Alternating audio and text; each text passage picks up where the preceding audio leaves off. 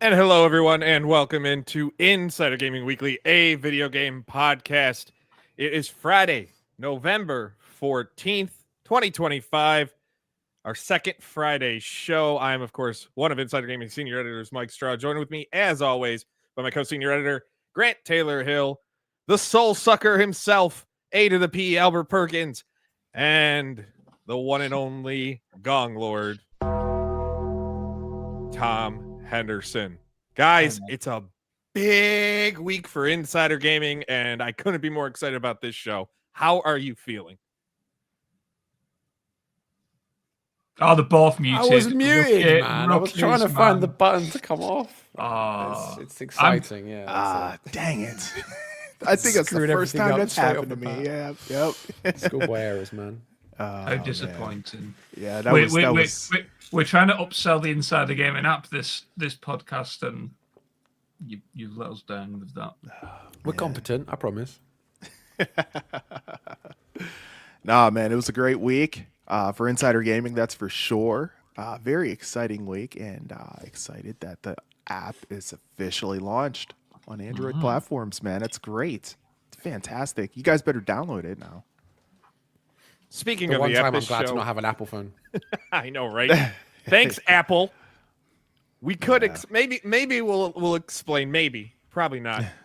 Why Apple doesn't have the app just yet. But this show is brought to you by the new free Insider Gaming app, available now on Android via Google Play. Coming soon, next week is our plan, to iOS devices.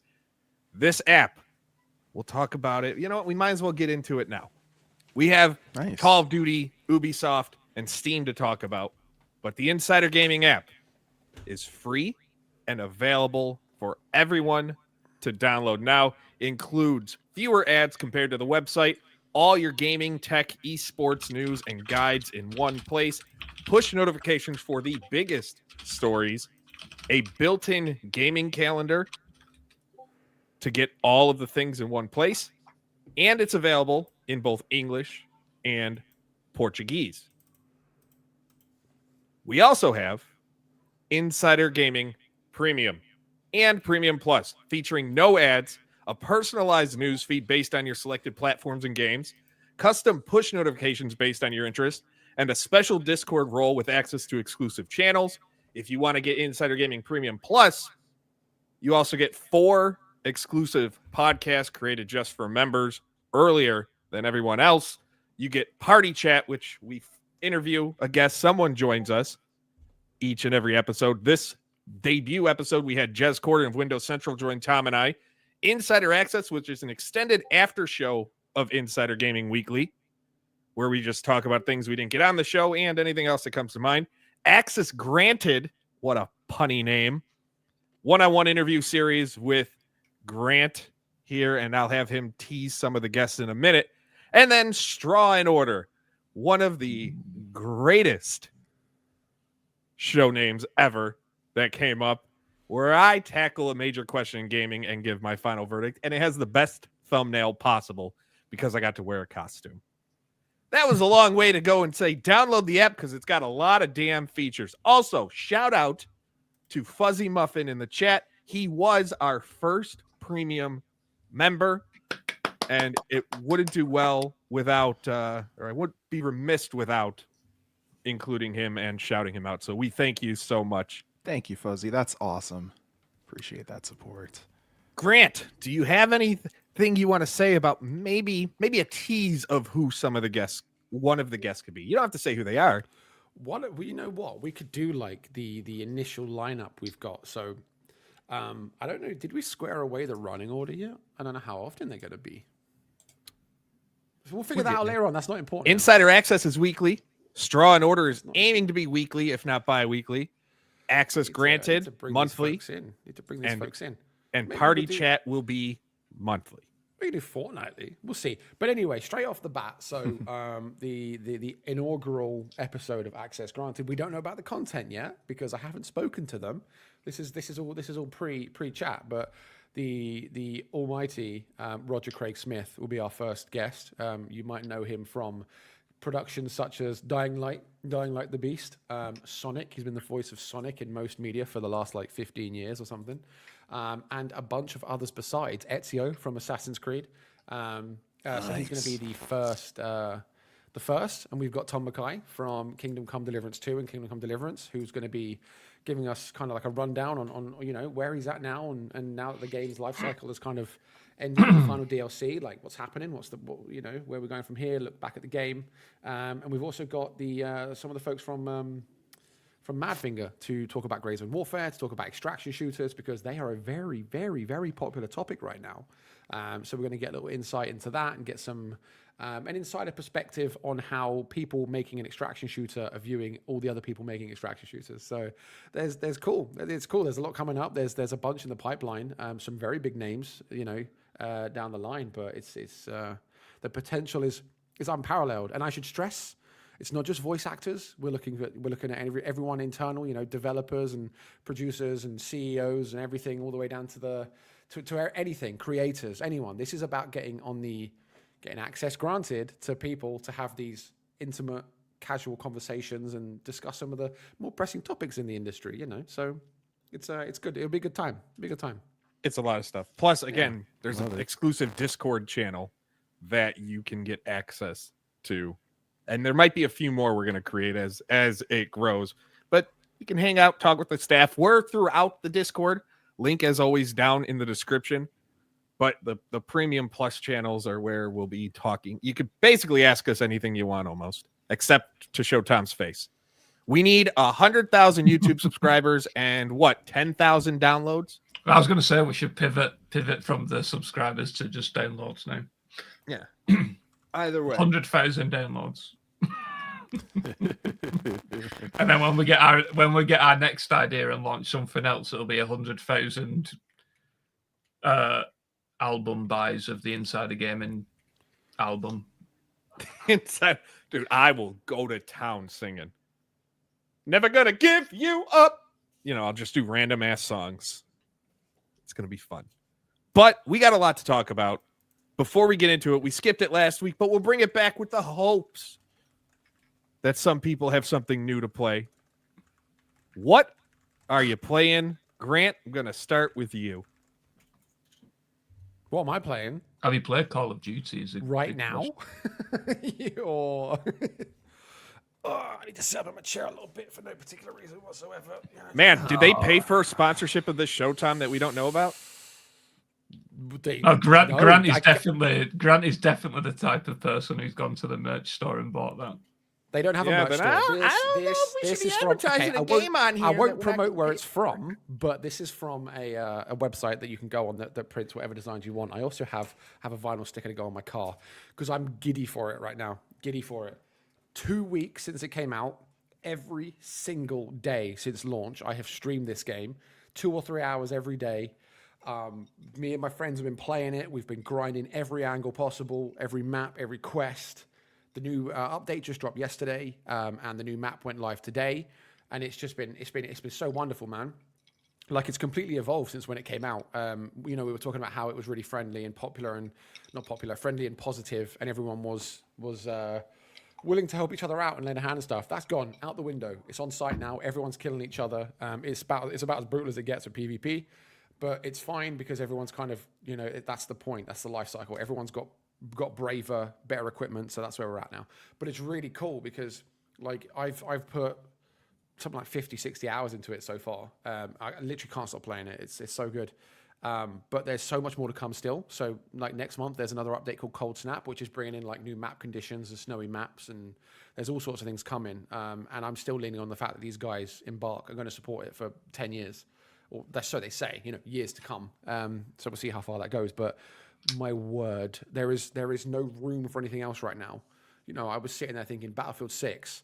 It's been 2+ weeks since I played that. Black Ops 7, I've got it installed. I haven't even booted it up. Escape from Tarkov 1.0 drops tomorrow, which is the most groundbreaking thing the game has ever done in its 10 years of development. This is so important, and I don't even have the time. It's crazy. This has taken over my life, man. It's nuts. AP, what about you, buddy? Yeah, if I'm coming through clearly here. Nope. Ooh, that is not clear at all. Go to Tom. Go to Tom. Tom, how about you? Wow. Robot Albert.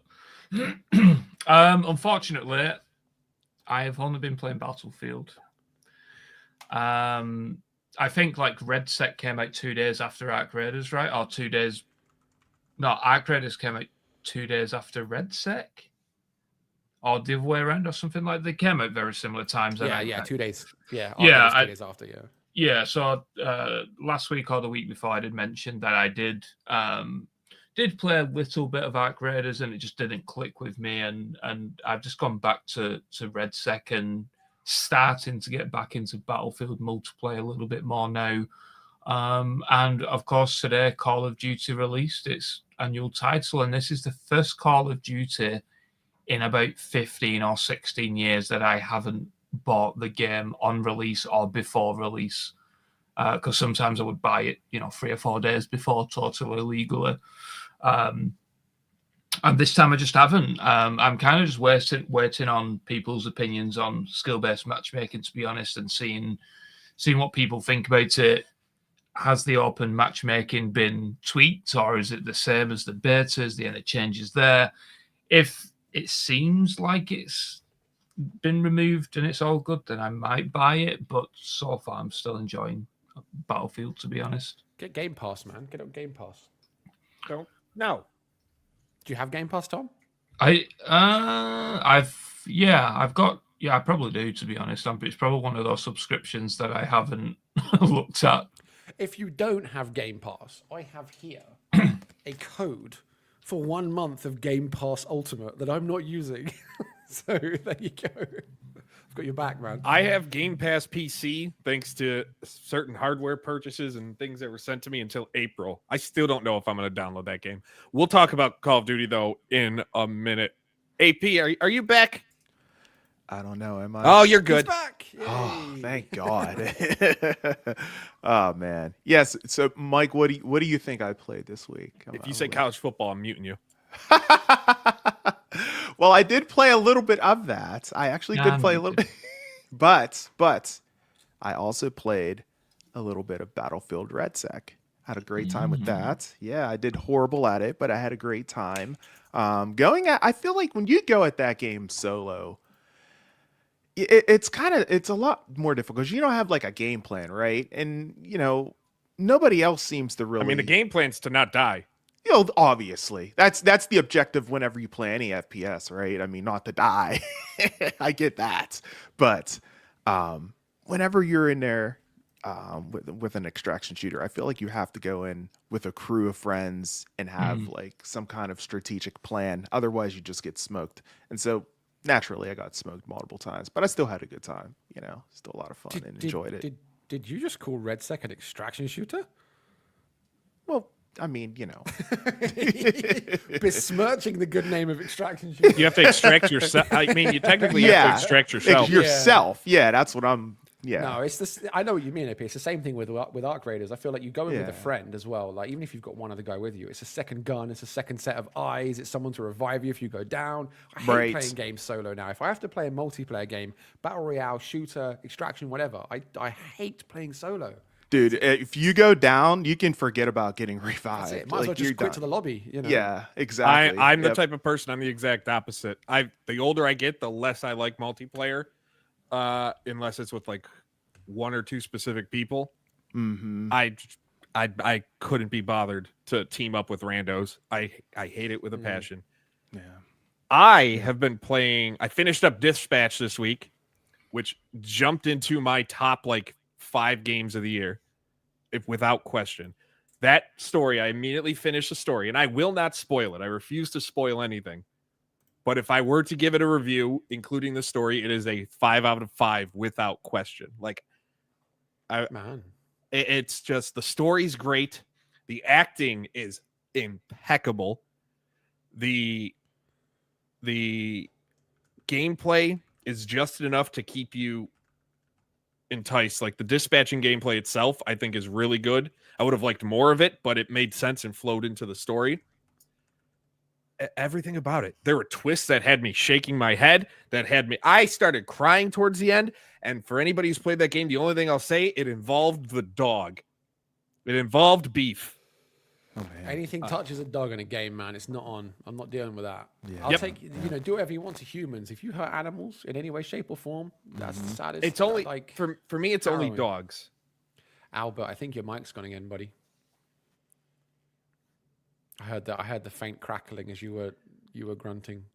What? It's not grunting, but yeah, you've gone again. Yeah. This is so off the rails. We'll do it live.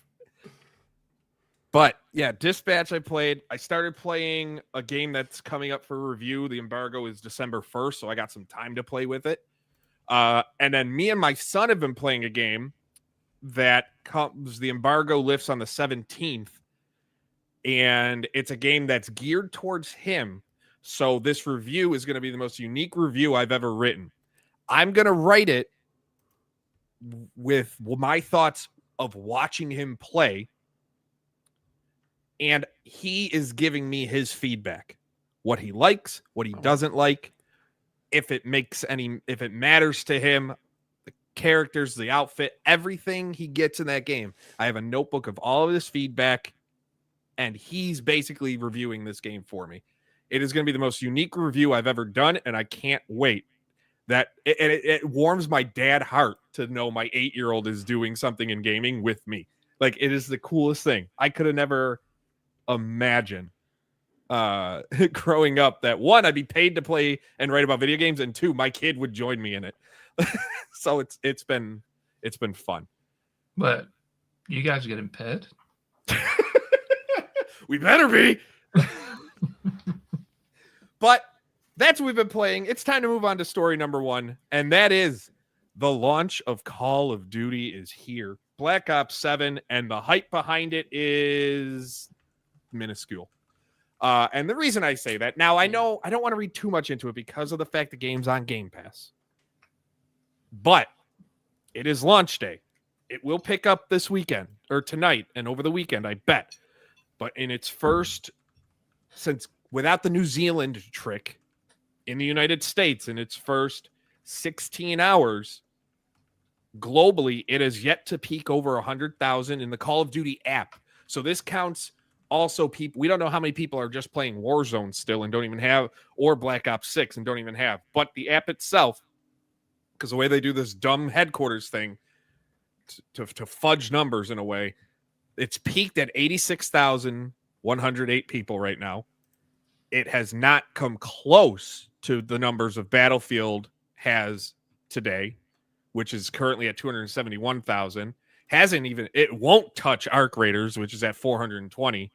Like, it is slowly creeping to the top 10 of current concurrent games, but it doesn't feel like the hype is there. And based on the reviews, it is very mixed. I think it's tough. It's always tough to look at it on Steam, though, because the majority of PC players are going to be playing through Battle.net. So I always find it a bit tough to use COD as a judge, because obviously COD as well, it's an amalgamation of all the COD games. So it's really hard to get an exact picture of the game you're trying to look for.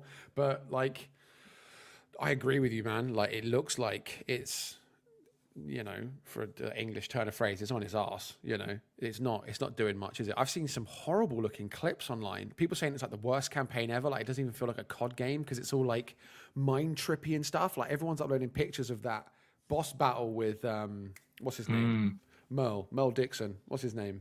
Michael No Rooker? idea. You can. If life or death, and I had to name a character from a Call of Duty game. No, I'm not. He's not from Call of Duty. I'm naming his Walking Dead character. I think. I've never watched Walking Dead. Michael Rooker, but it's him, and he's like 100 feet tall, and the boss battle is so bad, you're just throwing ammo at him, and he's just like slamming the floor. It just looks really, really. You look at it, you're like, that's not COD. Surely that's not a Call of Duty game.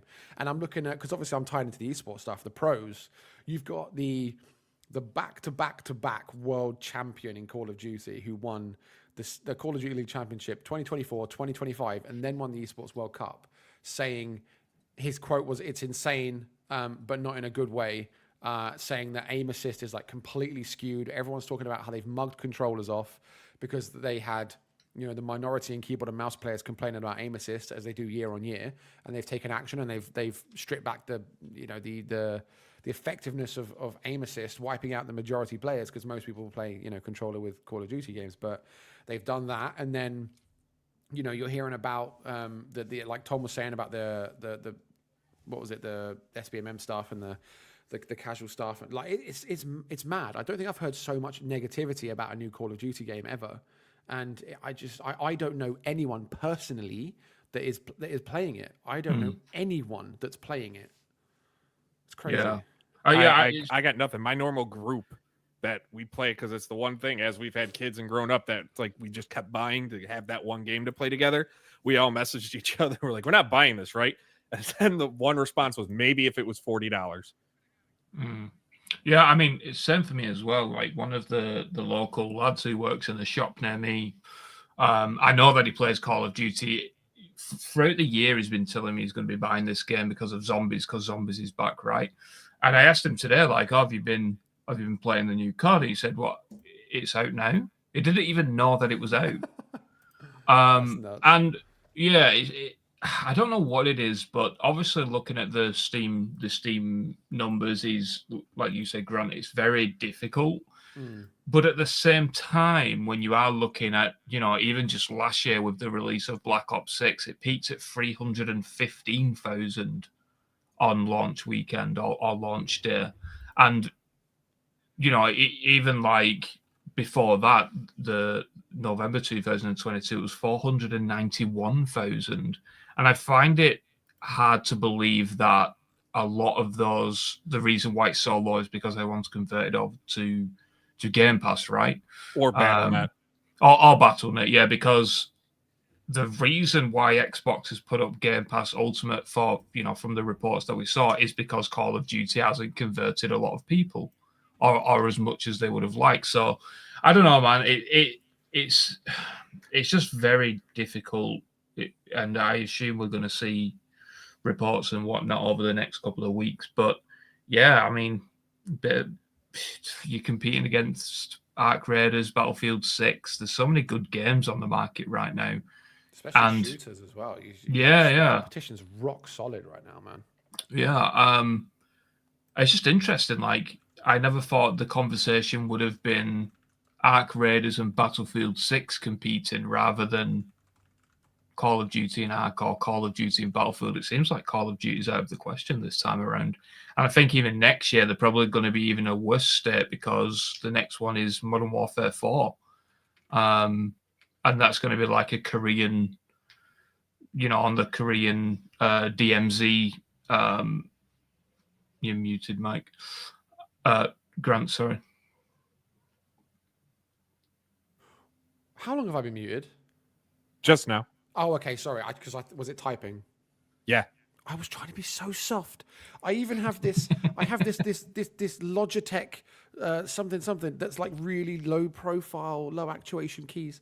Anyway, I was going to say that like I'm actually looking forward to that though. Not only just because I massively prefer Modern Warfare games over Black Ops games, but it's a theater that's been rarely touched upon. The last time I played a game that took me to Korea was Mercenaries on the PS2 in like 2000. Man, Mercenaries 2. Greatest commercial ever. Greatest song. Oh, no, you didn't. Suckers tried to play me, but you never paid me. Never. I don't remember that. No, you didn't. Oh, we are definitely not doing the Insider Gaming music album. Oh, my God. But I think... How do you not remember this? I have no idea. I mean, I played it. I'm a mercenary. You ain't got a prayer. You owe me. Like, I have a feeling we're going to be getting a link after this one. You're damn right. I'm gonna have to look that up. That sounds interesting. Yeah, it does. But Korea is a completely different theater, isn't it? Especially if it's like present day kind of combat, and it's not, because another thing that's putting people off, I think, a little bit, maybe for Black Ops 7, it's just the paradigm shift from being like, oh, here comes Battlefield 6. Everyone wants this. It's grounded. It's present day. It's, boots on the ground, traditional warfare. And then Black Ops 7 comes out and it's like futuristic jump packs, active camo and whatever. And it's like, it's a bit, I don't know if people really wanted that. I think that's a bit, it hasn't been around for a while in COD, but even so, I think people didn't want it. But they go back to back to the roots with whatever's coming in the Korean one. I think it's going to do a lot better. I just think Modern Warfare, I don't know. I think recently it's had some issues, right? But the biggest turnaround with it being 2019's Modern Warfare being such a skyrocket game, and Black Ops just hasn't really hit the same since, like 4, 3, whatever. Whereas Modern Warfare's had a little bit of a better run, I'd say. 2019. Well, the issue is, right, is that you're missing one big game, GTA 6. Oh yeah. Well, we know that's getting delayed to 2027. No, right? no. We're not doing that. We're not doing that. No. Here we go. Put it in the Inside title, Gaming Mike, right has now. it on great authority. Yeah. Fuzzy brings up a good Wait. point in the chat, though. He did say, like, is it the problem that gamers have had so many okay years, and now we have a banger year of 2025 for games that COD just isn't I up to a think good so. standard? There's a high bar this year. This year has a very high bar. There have been some absolutely phenomenal games this year. You look at the stock of what we've had this year already, like Kingdom Come, Assassin's Creed Shadows was fantastic, Silk Song, Clair Obscure, Arc Raiders, Battlefield. You've had some absolute bangers this year. It's nuts. I mean, even on the smaller scale, like you said, like there's Blueprints, like games that just took off, and then you have games like Peak, like like there's so much. I mean, Roblox is in its own other world, but Repo was another one. Repo. You know what would be interesting is to see the concurrent player base and all that kind of stuff, like all the stats, but just on FPS, to see if that market's grown or contracted, who's taken what and all that kind of stuff. Get onto an analytics firm. Let's have a look.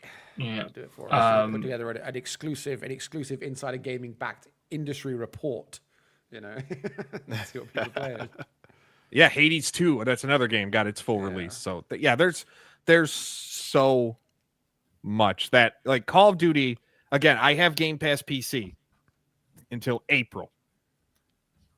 I still don't know if I'd install that game. I might, but also if I have to install it on my PC, I kind of am very stubborn and refuse to go into my BIOS and turn on secure boot and stuff, that I just rather not play than be bothered by my laziness.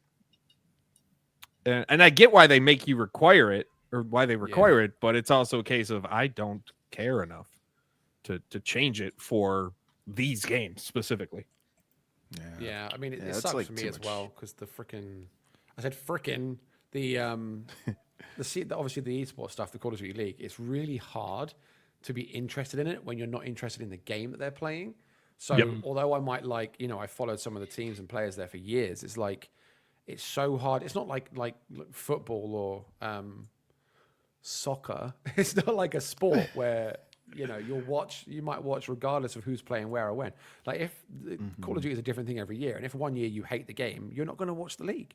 And it's like my thing, man. It's my thing for years. I just have no interest in it now. It's crazy. The last thing on Call of Duty before we have to move on, the one thing I don't like, and I saw, and it's probably the same clip so many have seen, there's a multiplayer map where this person's gliding around like Rocky the Flying Squirrel, and I'm just like, this is stupid. Like, this is really stupid. Yeah. Like, I am much more of a boots on the ground type of player anyway. That's why Battlefield was always my shit. That's why, like, I tried to get into to squad, but it was too realistic for me. But it's also why I liked Tarkov for a little while. Like, I'm much more boots on the ground, realistic, than I am flying around, and that's why I don't like Fortnite at all. Like, PUBG would be my battle royal of choice. I just don't like it. I know, like, Duarte, I hope I'm pronouncing it right, said Ground War is that type of mode. Yes, but there's still too much in Ground War in Call of Duty that it's just not that at all. Yeah. So I don't know. Maybe, again, if it goes on sale in January, I'll pick the game up, but the likelihood of it isn't there. That's only the reason why I like Arc Raiders so much, because it's in the future, right? It's like 150 years in the future or something. You've got these really cool, like, robot AI whatevers that have come out, and they're killing everyone. and you'd think it would be like a really futuristic game, but it's not. Like the people that you play as are just honest to God survivors with cobbled together weapons, running around trying to scavenge whatever they can. Like it's great because you kind of have that futuristic element, but what you experience is boots on the ground. Again, it's grounded, right? And I think that's what people want. I don't know if a Call of Duty game that has these trippy sequences with like you're fighting 100-foot bosses and it's just in this, you know, I don't think they did any what's the word? Where they go out and ask people like focus groups. I don't think they asked anyone what they wanted from a game, you know? Yeah. Terrible.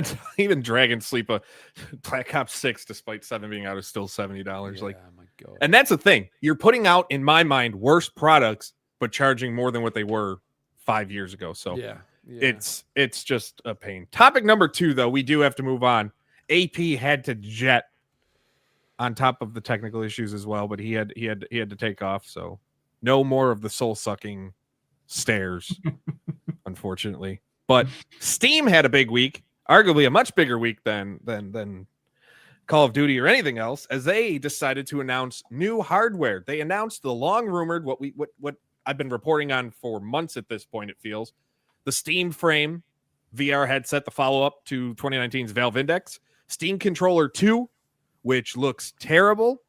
I like the original Steam controller and its layout. Steam Controller 2 looks like you're going to be hitting trackpads while you're trying to use the joysticks. Not that good, but it's the first handset or controller since 2015 Steam controller, which was discontinued in 2019.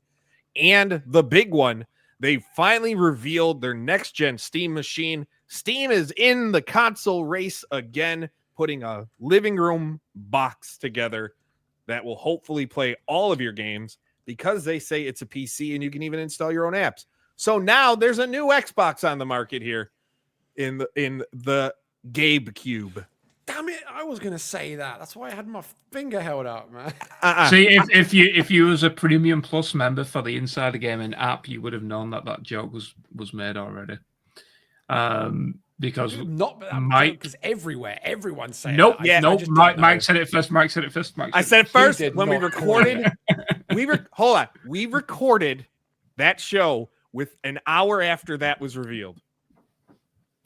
So it wasn't all over the place at that point. You know that Grant's going to be investigating, Mike.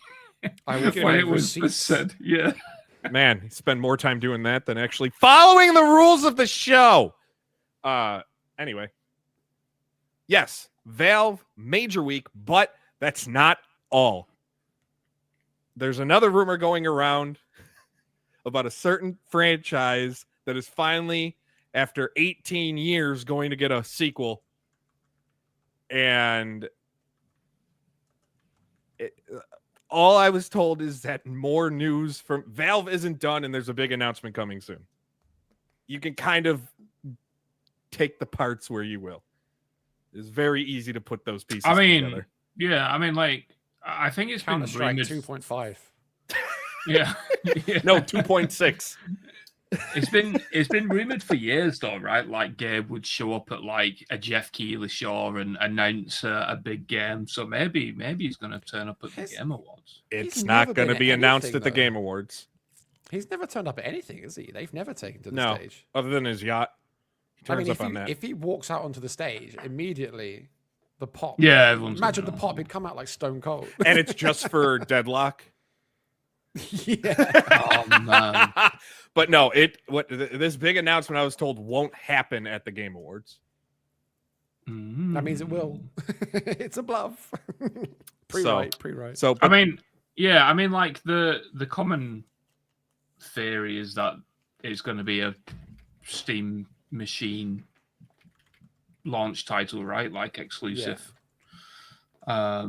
Which makes sense. And if we're getting the Steam machine, did they say early 2026 or just the new hardware is all early 2026. So my guess by the end of the first quarter. Yeah, so like March or it'll probably be March.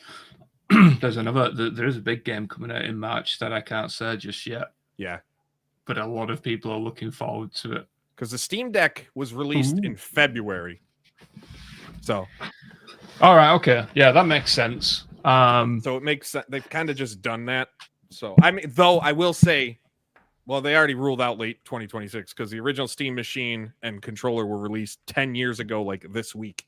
So, but they've said early 2026. So yeah, my guess is March, February, March. But I'm gonna glaze over what you were teasing because you're not gonna give us any more. No, yeah, that was it. You'll have to tune in. You know, we'll see in the next coming couple of weeks if I can talk about it. But yeah, the Steam machine, man, like it's an interesting one. I think what's been very interesting for me, and we talked about this on Party Chat with Jez, is all of the wild speculation out there about the price, because it has ranged so wildly. I think when we talk about like the PS6 and the Xbox Series XXX or whatever it's going to be called, we all know, right? Like it realistically, it's $700, $800, $900, like within that price range. Whereas with the Steam machine or the Gabe Cube, the prices have just ranged from like I seen as low as like $350. Yeah, and as high as like 1.5K, because you know I've seen quite, and this isn't just like a few little comments, you know, trickled in and there. It's like proper speculation of theories that this is going to compete with the Switch 2 and be $400, or this is going to be a high-end, super high-end console at 1.5K or whatever. I think realistically we are looking at that just below $1,000. Yeah. And the only reason for that is because Valve themselves have said that this is a console that is going to be priced similar to the equivalent of a budget PC, and it's not going to be priced like a traditional console, which to me says that they are not going to subsidize any pricing with this or whatever. They're just going to, you know, the raw materials, what it costs to put together, and that's just going to be the price. So it's just going to be a very probably an enthusiast. That's type of unfortunately device. what it probably will be, and I hate it because you also got to look at, and Steam's always been that way. They don't really give a damn. They make so much money off the Steam platform itself that this is kind of just extra stuff to do. Because if you look at the Steam Deck is only available from Steam. Like you can't walk into a store, you can't walk into a Walmart or a Best Buy or Target or whatever and pick up a Steam Deck. If they're going to price it the way we kind of think they will, I still hold out hope it's 550 at a max. But I'm not so confident in that hope. But if they want to be more than just the enthusiast type of machine, like they have to make it available in stores in some capacity. But I just don't think, I think Steam is too stubborn and set in their ways to where they won't, or Valve, sorry, where they won't do it. Yeah. I mean, it works for them as well, though, right? Like, there's no point changing it if it works. I don't know. Like, you're the tech guy. Realistically, when you look at these specs of the console, where would you see this equivalent to, you know, budget PC wise in terms of CPU, graphics card, and all that kind of stuff? If you're looking at all new products, like. So, for example, if you want to get a CPU or a PC build with like a Ryzen 5 5500 and like an Asus motherboard, a mid-level motherboard, and like an RX 66 or 6700, you're probably looking at about $750 to $850, depending on where you're buying it from and who, like where you are that's buying it. Because in the Steam machine itself, its GPU is going to be similar of an RDNA. It's going to be an RDNA 3 powered AMD CPU with 28 core compute units. You're looking at a 66 or 6700 XT type of graphics card. The CPU is a Zen 4 ZPU. So Zen 4 came out in 2020 or 2019 or 2022, I believe. And it powers Ryzen 7000 series desktop. So you're looking at somewhere probably around that. It's a 7000 series, which then would increase the price there. So yeah, like you're buying the parts. If you take out the case, take out the cooler or whatever, a power supply or anything like that, those small things that add up, you are looking probably at about $700 minimum to build a machine as powerful as it. So Yeah, it depends. If they want to take a little bit of a loss because they make up money elsewhere, then they could. But it's tough because even the Steam Deck right now is $450 for the. Yeah, I mean that was the thing. That was the thing. I'm glad you mentioned it because we didn't cover this on Party Chat with Jez. But the cooling for me is like a big concern when I look at this thing because it just looks like an Xbox Series X that's like cut in half. So I'm worried about the, how much space is in the damn thing. Especially with the internal power supply. Yeah, exactly. I don't know. I can just. I don't know. When I saw it sat there, I could just picture it, 6 months in, a year in, or whatever. When you're playing Battlefield, it's just going to be a jet engine, like similar to like an old PS4 or whatever. I don't know. I'm a bit concerned about the cooling of it. And another thing, what I don't like, especially for a device in 2026, is that it will have HDMI 2.0 instead of 2.1. 2.1 is quickly becoming the standard. It's more modern. It offers more quality, better transmission, better overall quality of the what you're playing or watching. And you're shipping a product with HDMI 2.0, which has been around for years and years and years at this point. You're not really, and I don't like using the term, but I'm going to use it, future-proofing this device. So it's something that, like, in my mind, I want to get. But I'm also wary about the price. Like, even posting a poll in the Insider Gaming Discord, which you can find in the link below to join, only 18%, not 20, 18% of people said they were going to buy it. 55% of people said no, and then the other 27 said it depends on the price. And I kind of fall in that depends on the price. Yeah, I'm the same. I mean, if it's 1,000, probably not, unless I get 4 more and I just buy it. But I see this. The issue with this machine for me is that I see this as a family machine, right? So put it in your living room, let the whole family play whatever games they want. I don't see this for an enthusiast because you already have a PC. Like, yeah, you know what I mean? Like, it's weird because for me, like, I have currently a laptop hooked up to my living room television that I play my Steam games when I want to just chill on the couch. This, if it runs like Steam OS and runs like the software on the Steam Deck, which it should, it's using Arc-based Linux, Steam OS Linux. Like, I love that idea of a pick up and play option for the most part that I can just leave in the living room and my kid can play his games on his Steam account and stuff like that. And I don't have to worry about them. Oh, they got to log into Windows. They got to open Steam and then open the games. It's all there for them ready. Yeah, I see that. But if it's $1,000, it's a bit. Then it becomes harder to justify. Way harder to justify. Yeah, is that? I mean, for me, it's like there's so many different options out there for that. I mean, again, like we're assuming that it is for enthusiasts, but personally, I just don't see the need for it unless somebody does want to slap one in the living room, right? Yeah. But in terms of like family content, you've already got the Switch 2, you have got Xbox Play Anywhere, there's so many different options, and competition's good, don't get me wrong, but sometimes you've got to look at competition and think, why are you doing this? And yeah, like the specs and the architecture and all that is similar to PS5, right? In terms of performance, just slightly. Then, like, my guess is it's going to be just lower then. Yeah, so like you're kind of releasing as well into a market that is going to move on itself within the next 2 years, right? With the next gen, so you're kind of already screwing yourself. Speaking of why are you doing this, topic number 3 we have to get to. It's our favorite company.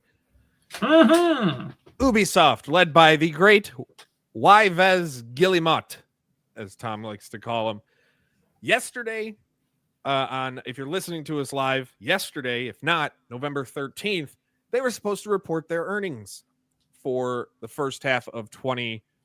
2025 or the fiscal year 26, sorry. Instead, just minutes before doing so, they decided to postpone it, delay the earnings report, and halt all trading of stocks until that earnings comes out. They didn't give a date on it. They just said they'll inform the market of the date in which trading will restart. And they say it's coming in the quote coming days. Coming days can be Monday. It could be 3 weeks. It's such a vague term. Yeah. This goes into, and then there's another part of Ubisoft, but all my mind goes to a major deal is about to happen that people aren't going to like. Yeah, I'm going to be honest, like when it comes to this, I have no information, right? Like it would warrant like insider trading and all that kind of stuff. And it's the reason why they've been so secretive about it. Like they've not told their employees and all that kind of stuff. I would imagine only a select few people know why. First of all, this could be simply because there's an accounting error. That is entirely possible. But I think with the situation that Ubisoft is in, I think they've struck a deal to go private, perhaps. Or Tencent's bought them out, or Saudi or something like that. Like something, it just came at such a last minute time. Yeah, 10 minutes before the earnings were set to go. Yeah, so I don't know. Like it's very, very weird. I think Tencent striking a deal just because of that subsidy error makes sense. Yeah. And again, like, what's Ubisoft stock at now? Like under €7.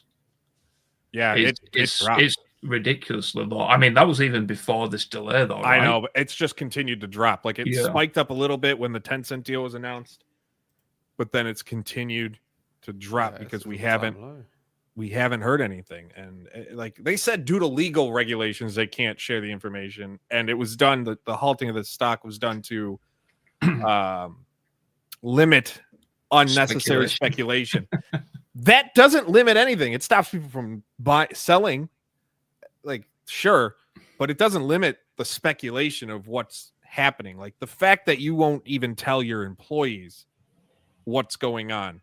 If I'm an employee there, like I've already talked to a number of them who said they were concerned after the Tencent deal came out of what their future looked like. I'm still at the end of the day freshening up my resume and sending out feelers because you can't trust anything this company is doing. Yeah. And it's getting worse. Yeah, it is genuinely one of the biggest messes in the gaming industry right now, Ubisoft. The subsidiary with Tencent has caused probably more layoffs / resignations than has been reported. It's seen the cancellation of multiple projects. The various teams have moved around. Countless games have been delayed because of it and all that kind of stuff. And the stock price just isn't moving at all. And yeah, if I was an employee there, I would be shitting it this weekend, to be honest. Again, it could be nothing, but I would imagine that a lot of people over there are shitting it anyway because of just the total lack of good management. Then you had the story today.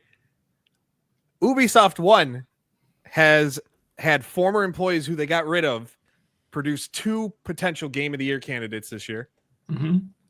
But the report came out that the team that went on to start Ad Hoc Studio, the company behind Dispatch, when they were at Ubisoft, they were working on a brand new game in the Splinter Cell series when they were hired in 2017.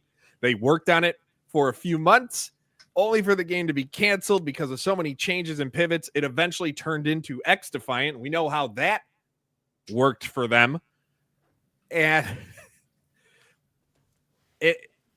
it just bothers me because the games that people want are not, and they're vocal about wanting, are not the games that are being produced. And then they're left with, surprise Pikachu face at the fact that, they're losing money on these games and they're not failing. Like, what are they doing? And I know they're still working on the remake, like the last we reported late last year, like on an official capacity, was their plans were to release it in 2026. Whether that's changed, I don't know, but it's just like people want Splinter Cell. Like that's one of the games we get asked about constantly. I think that's the issue for me as well. Is, and I've said this multiple times during various podcasts. They have a really good pipeline of games in the works. It's just that the management has caused all of these unnecessary, to be honest, like completely avoidable issues that it could have been avoided. I mean, like just earlier this week, the Far Cry 7 leaks, for example. Granted, a lot of those leaks are outdated because I think they've gained data mine access to like a very, very early build when it was called Project Talisker, which was kind of Far Cry 7, how it started, then it morphed into two separate projects, Blackbird and Maverick. So why some of the information is slightly accurate, that's another like Maverick, for example, the extraction shooter, that's currently having issues. Project U, which I reported on earlier this year, I believe, has been cancelled and reworked. Like it went back to the drawing board. I've now heard that it's been completely wiped. They've gone back to the drawing board, as in like it's now a completely different game. So there's that. The various Assassin's Creed games have been cancelled. They're just all over the place at the moment, and they've been that way for a number of years. Like, what are they doing? All right, we're gonna end up talking about this far more. Like, why they're still about, man? I just there's more talk that needs to happen about this, whether it's on another episode of Insider Gaming Weekly or on Insider Access, which we record after every episode of Insider Gaming Weekly. It's a show exclusively first run for Insider Gaming Premium Plus members. You can subscribe by downloading the free Insider Gaming app. You don't have to pay for the app.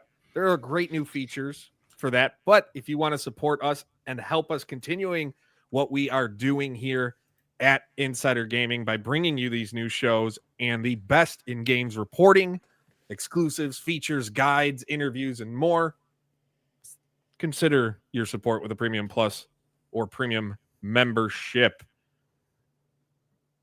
Guys, it's been fun. There's a lot of big things happening, but now it's time to wrap up, and we don't have our normal man to do it, and I was going to troll him with no regard. He wouldn't have seen it coming, but I can't do that.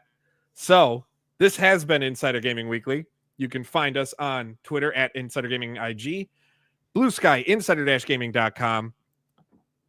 You can join the Discord link in the description below. We also have a trailers channel that most people don't know about because we never really talk about it. Insider Gaming Trailers on YouTube, where we post the latest trailers as they are available for you to check out and keep on.